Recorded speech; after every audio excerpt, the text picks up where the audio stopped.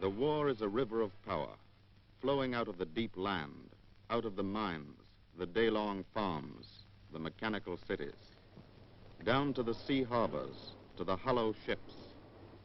It pours into the ships, turns into a broad river of ships, a gulf stream of power flowing through the 7 oceans to an endless appointment with the enemy.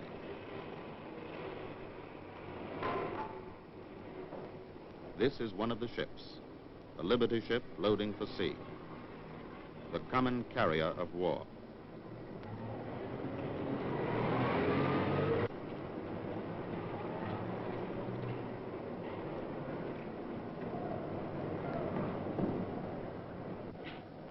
Good morning, sir.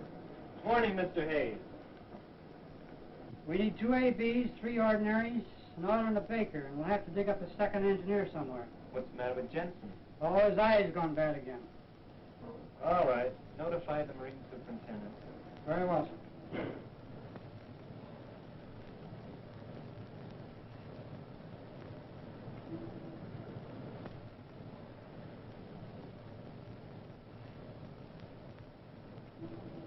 The shipping line puts in a call for men. The union hiring hall. Right? Tomorrow? Okay, that'll be done. I know. Hi, brothers. For Liberty, I need 2 ABs, 3 ordinary seamen, and an oiler. All right, I got the 2 ABs here. April 12th and April the 8th. April 12th and April the 8th for the 2 ABs. March 28th. All right. March the 28th.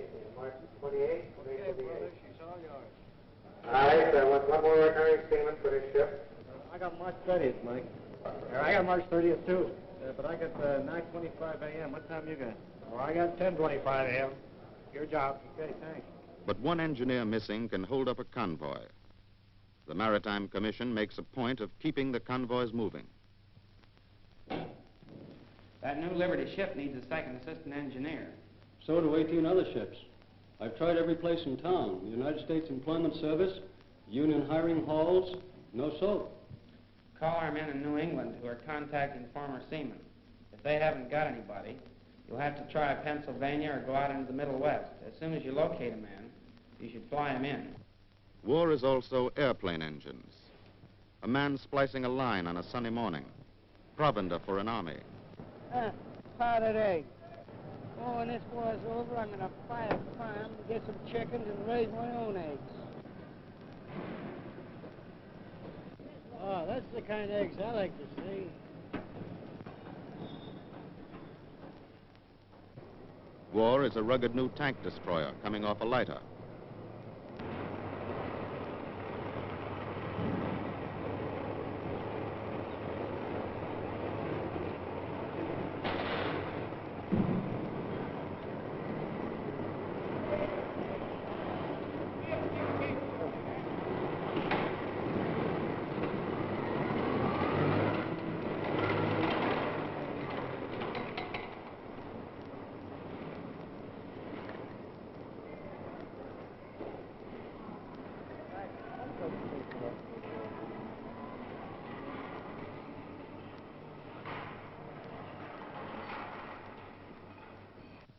The Navy gunners sharpen up the 20 millimeters, the 550, the 3 inches.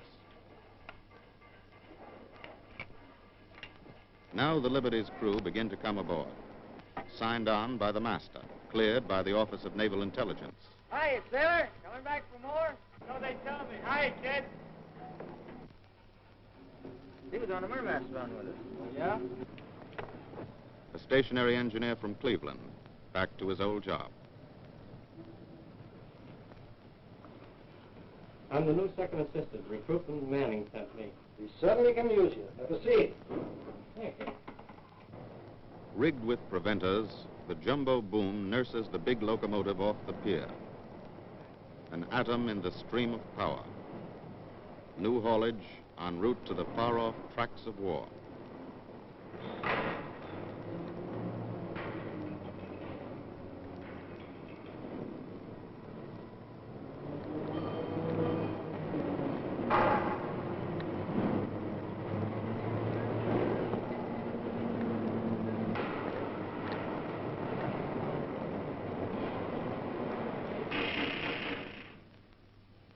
nested down in the 12 by 12 battens.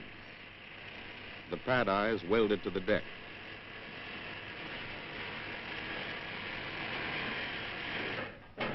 Setting up on the big turnbuckles. No dirty weather will budge her now. The oil barge comes alongside. This is where the abundant oil of peacetime goes, pumped into the transports of war.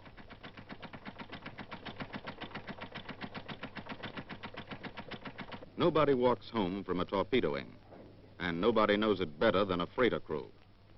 They go over the rafts and lifeboats, gear and equipment, water, food, the neat medical cabinet.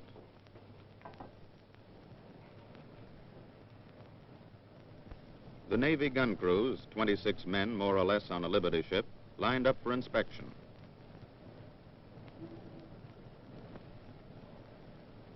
Now the final conferences begin.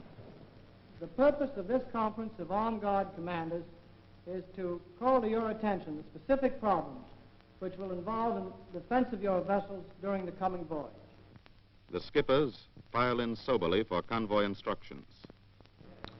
This is the Masters Conference, a departure conference. At this conference, the Masters can bring up any matters of interest to them in the presence of the Commodore seated on my right and the escort commander on my left. I see many familiar faces here. How many have never sailed out of New York in convoy?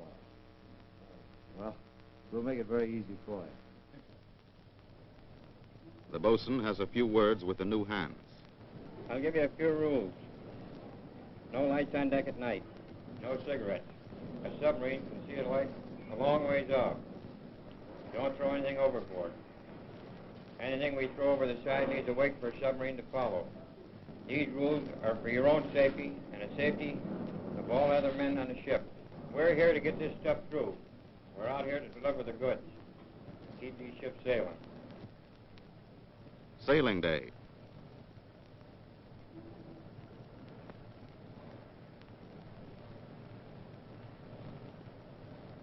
Promptly at the hour and minute named in the schedule, the bridge telegraph goes over. Stand by.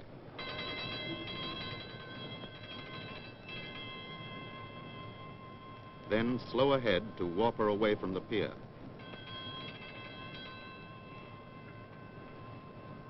The new second engineer opens the main throttle. The steel eccentrics begin to turn.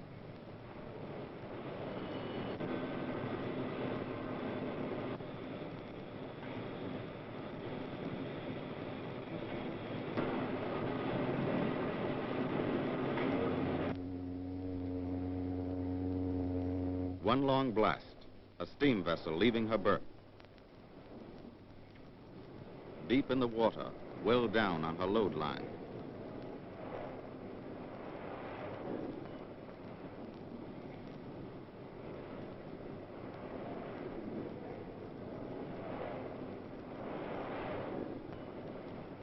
Now she is in the stream. The flag hoist goes up.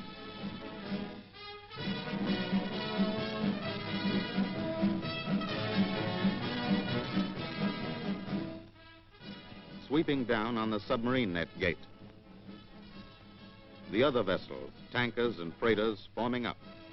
Tank destroyers and airplane engines, powdered eggs and bombs, oil and locomotives. The vast stream of war. The river of power flowing out of the deep land to the seaports.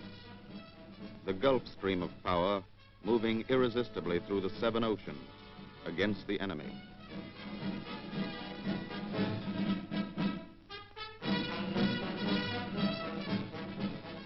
The first wind from the sea catches her ensign.